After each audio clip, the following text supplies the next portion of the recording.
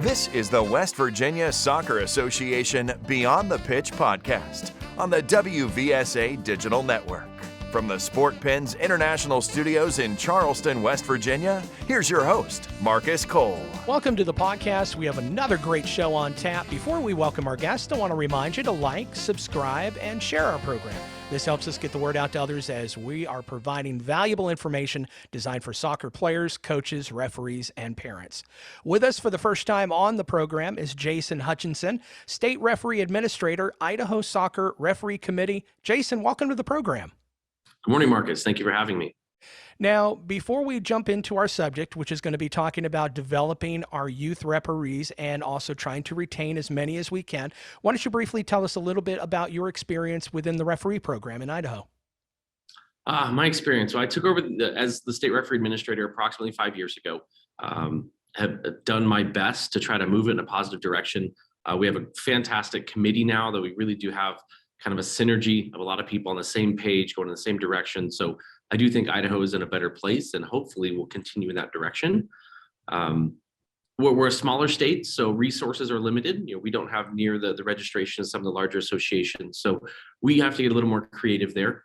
But I feel one, asset I bring to the table is from my experience on the national scene as a referee in my personal career. A lot of the individuals that were referees in my generation are stepping off the field and into administrative roles and referee coaching roles and things like that. So I bring a really strong network of resources outside the state of Idaho that we can leverage as a smaller state and find skill sets that we don't have within the state. So it's going in a positive way, but definitely still have work to do. Excellent. I love hearing that of now that, you bring all that wealth of experience from on the field refereeing. Now you're bringing it into an administrative role. That is excellent. Our subject today is talking about youth referees and their development.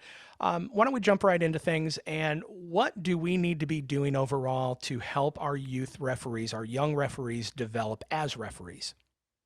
Well, I think that's the million-dollar question. I mean, I have conversations with other referee committees and association directors and leaders, and that's always the question that comes up. A, how can we recruit more or attract more? And B, how can we keep him here longer to develop and be better referees? So professionally, I work with a lot of small business owners as a business consultant and help them improve their marketing, drive more traffic, be a better business owner. I think that same conversation applies here. I think sometimes we, to reference a book by Simon Sinek, The Start with the Why, I think we go about our message the wrong way. We say, hey, we need referees to have a game. If you love the game and you want to be a part of it, come out, we can get you some money and you can be a soccer ref. And I think there's so much more to it than that. If you really, as a young person, whether you're a teenager or even in your 20s or 30s, if you're looking at a part-time job, a side hustle, there really isn't a better one than being a soccer referee.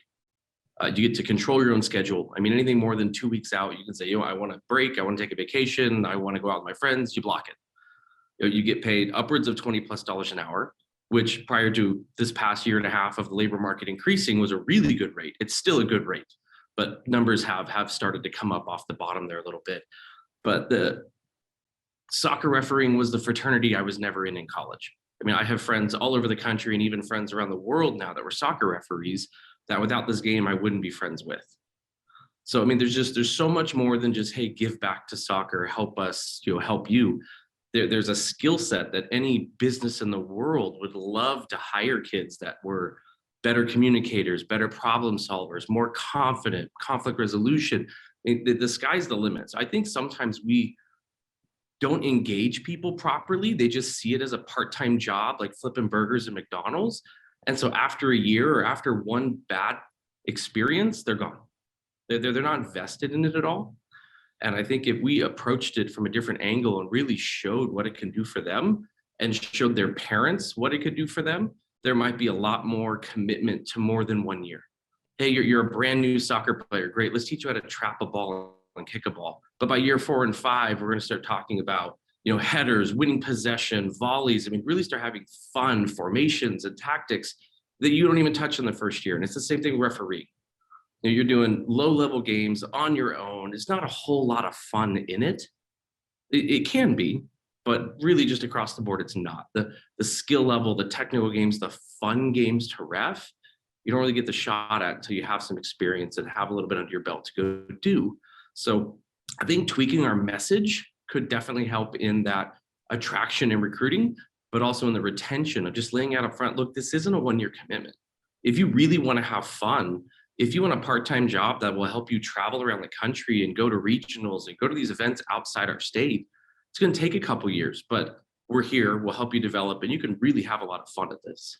I agree about the messaging. I think that's extremely important. You bring up so many good points on that it's more than just a job. It's I just got back into refereeing after being away for about 5 years, and my niche now is doing under 9, under 10 matches, and I am having such a blast and enjoying myself working with these young kids, and because they listen to you, which is great. So from the administrator side in Idaho, to answer that question, I mean, that was kind of my personal response, and that's where I'm trying to take our state, is just tweaking our approach a little bit. But I think, and a lot of, this isn't a new concept. I think a lot of states are catching on to this, but mentoring is so paramount. A lot of these U12 and underage games are single referee. There aren't full crews. So a lot of these young individuals, 13 to 16, don't have the confidence. They don't really know what they're doing yet. And they get thrown out there on an island with arguably some of the most intense parents you're going to see in a U11, U12, U13 match.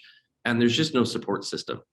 And so even when we send our mentors out for new referees, it has nothing to do with train the next FIFA referee. It's literally be a cheerleader, support them, show support, show someone cares. You are empowered. If there's a problem with a person or a coach or anyone at that game, that mentor is empowered to step up and advocate for that youth individual. But it's really just connecting them with the community, making sure they don't feel like they're on an island. And 9 times out of 10, if they do have a questionable experience, they're more apt to come back, or they're more apt to reach out and ask for help, because they have a sense that there's someone else that actually cares there, rather than, they got certified, they did their little class, and then they never saw another referee again. And so the minute something negative happens, they're gone. There's just no reason for them to stick around.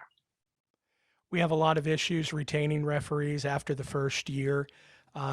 If I'm a soccer coach out there, what can I do to help in the development of these young referees? I absolutely love this conversation. So, because it goes right along with what they're trying to do as a coach. So as a coach with new referees, with new players, you have a certain expectation that is not perfection. There's no expectation of a brand new player being perfect by any means. You're looking for little steps, little strides, little improvements that starts to build upon and build a foundation. It's the same thing for a referee. It's always been mind-blowing to me how we call this, an imperfect game. It's an art form. It's just this beautiful thing, but then we demand perfection of referees. Like, there's no latitude for a referee to make a mistake or have a different opinion, but yet we want that from players. We want them to be creative. We don't want them to be robots, but there's just a different expectation. So my comment to any coach would be, a first-year referee is just like a first-year player, and they're not going to be perfect. And we need to actually celebrate their mistakes, because at least they made a decision. They didn't just stand there and give you a blank look. They made a decision. It may not have been right, but they were confident enough in the technical knowledge that they learned and in their skill set that they actually made a decision. So it's tough, because as a culture, we unfortunately focus on the end and not the means. It's all about the win. It's all about justifying, my salary or whatever that is, and not about actually developing the talent and skill set. And so that's always going to be an uphill battle, because new people are going to make mistakes. So if perfection is the demanded outcome, it's a lose-lose situation. It's never going to happen. So my comment to a coach would just be, offer them the same latitude and opportunity to grow and learn that you would expect for your players. If you had parents that were showing up at practice screaming at your players the way that those parents show up and scream at the referees, you would never allow that in your practice, because it's a toxic environment and those kids are never going to learn anything. It's the same situation for referees. Allow them some latitude to learn and grow. And I think there's a big misconception in what they're actually taught. The basic entry-level grassroots courts teaches so little in regards to the laws of the game. I mean, it's basic knowledge. It's basic free kick, ball out of play. There's no even conversation about tactical fouls, advantage, things that you hear yelled at U9, U10 games. Like, that's advantage, you got to let that play. a referee's never even heard that term before. So just understanding what these people have been taught might offer them a better expectation of what they might see on the field. Do you think that the same advice goes to parents as well, or is it a little bit different for them? Um,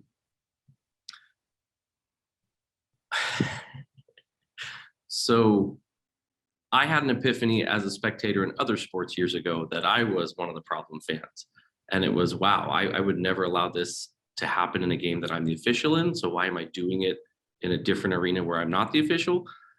Ultimately, you want the best experience for your child. And what a lot of people don't understand is kids acquire more things from being caught, not taught. And so as the kids watch the parents react and watch the parents have this unreasonable expectation and project all failure on someone else and never take any ownership or responsibility for it, the kids have that same approach. So allowing some imperfection, being there and supporting your child, giving them a positive environment to learn in is the best thing for everyone. And whether they like it or not, that referee is someone else's kid as well. So offer that young individual the same opportunity they expect for their kids. And that brings me into my next point. Obviously, these referees, young referees, have parents. And what can these parents of these young referees do to help encourage them to stay in the game? Because I think that the parents of the referee play such an important part in keeping them in the game. So this is a two-part answer. I think one of the realizations, so you mentioned, first year attrition rate.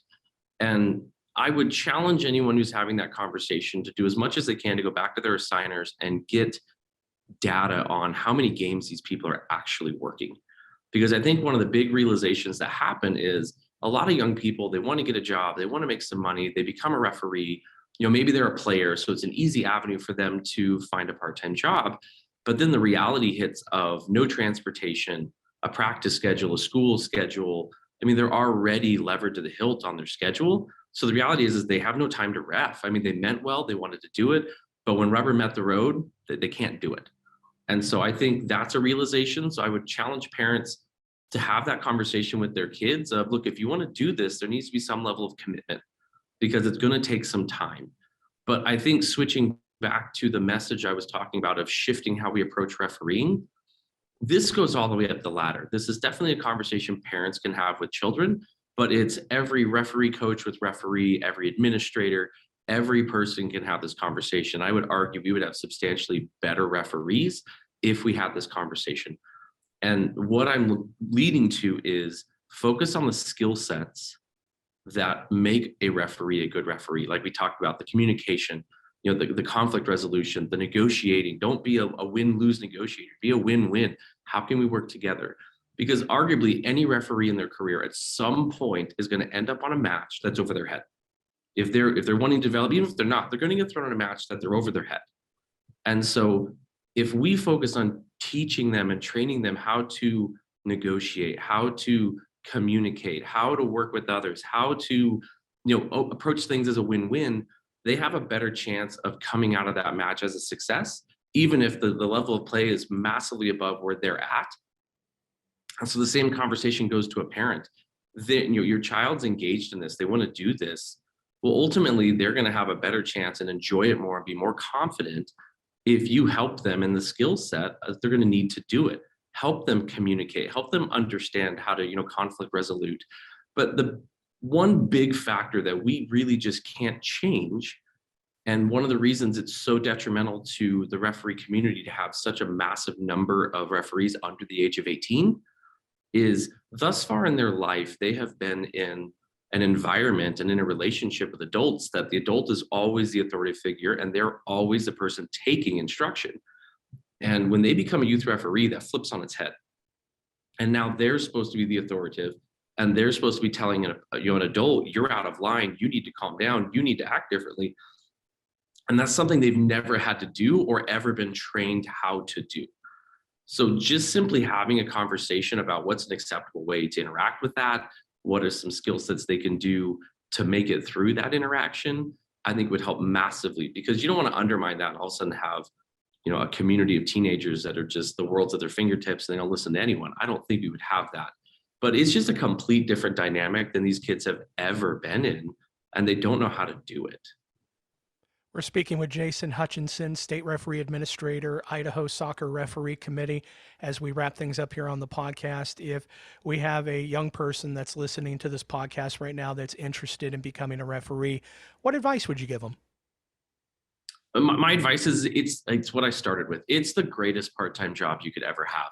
The skills you're going to learn, the community you're going to get to be a part of, the fun you're going to have, it's unmatched in any other thing you're going to find to spend your time doing. You're going to enjoy yourself. You're going to get paid to do it. You're going to make friends with people that may not even be in your town or your state. They could be around you, the United States or the world. So it really is a massive opportunity for you to grow as a person and have fun doing it and make some money to go towards whatever venture you're wanting to. But it really, whether you're 15 or 50, it's the best part-time job you could have.